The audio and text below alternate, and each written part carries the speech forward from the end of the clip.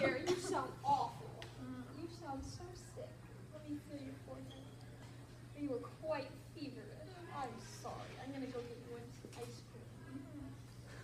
I, as a mother, know well the myth of mothers' hands on their children's forehead.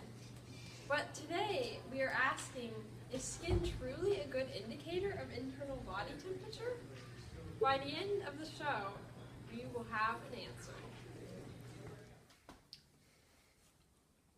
Okay, to test this myth, we're going to test our normal internal body temperature using the NextCare digital thermometer.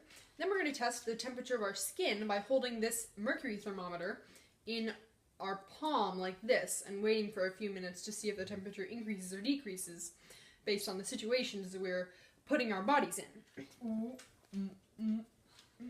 Oh, hello. Okay, so Ellie's regular internal body temperature was 97.3 degrees, and her regular resting skin temperature was 89.6 degrees. Okay, next, Ellie is going to be running outside, where it is currently about 55 degrees and raining, or 50 degrees and raining, and she's going to run for 5 minutes and work up her internal body temperature, hopefully, and we'll see if the skin temperature follows suit.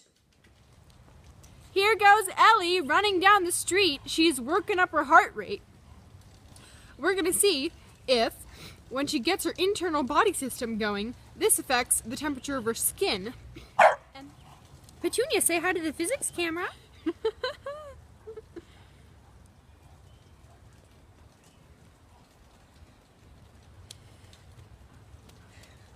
Okay. Ellie, is your heart racing? All right, we're gonna go inside and take her internal and skin temperature. See you then. Here's Ellie taking her internal temperature. Wait, hold on. Okay, her internal temperature was 95.2 degrees. Thank you, Ellie. Okay, Ellie's holding the mercury thermometer in her hand after she's just run. Her hands are very hot, and we're thinking they are representative of skin temperature that might be indicative of body temperature. And is it rising? No, I can't see the numbers. Ellie, what does it say? Oh, yep, it's rising. Okay, because at room temperature it was 20 degrees Celsius, and now it's reaching 30 degrees Celsius. At the other extreme, we're going to try to work the internal body temperature down by having me sit in an ice bath, chitty, and then measuring the temperature of the skin. I'm freezing here.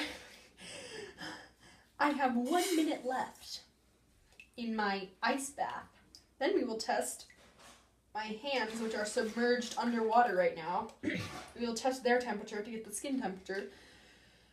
And we will test the internal body temperature.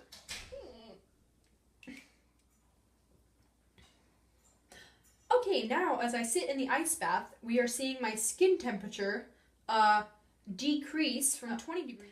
Okay, the thermometer is holding steady at 14 degrees Celsius, which is 57.2 degrees Fahrenheit. Now for internal body temperature, Libby will take her temperature with the thermometer. 96.8 degrees Fahrenheit. Good. Oh. As I stand here shivering after my ice bath, I would like to draw a few short conclusions about our experiments. First of all, I don't think we have very conclusive results. Ellie's resting internal temperature and resting skin temperature were both higher than her supposedly worked up internal temperature when she was running and her worked up skin temperature. So that doesn't make any sense to me.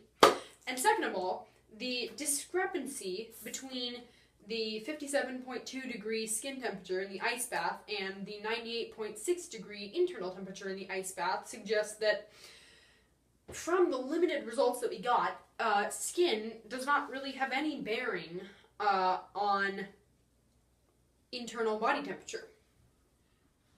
Okay, first of all, I think our procedure was ridden with errors. I mean, it's quite difficult to decide what part of the skin best represents the line between, like, the armpit, which would give you pretty close to your internal temperature, and then, you know, like, putting the thermometer in the knee, which would give you a skin reading, but wouldn't really have any relation to internal body temperature.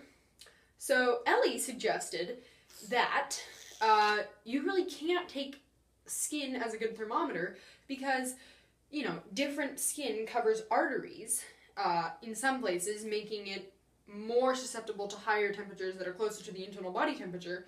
And then you have skin that just covers muscles and bones and things and doesn't really have any direct contact with the blood system.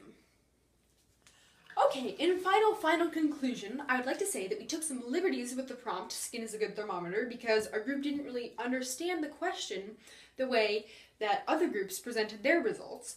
And so our techniques are not really certified and don't really show us a good range of data. So we have some results that display that skin is not a good thermometer at all, and that seems to be the logical conclusion, but we can't really say the myth is busted because we kind of have a mishmash of, you know, semi-scientific results. But it was fun while it lasted. See you next time!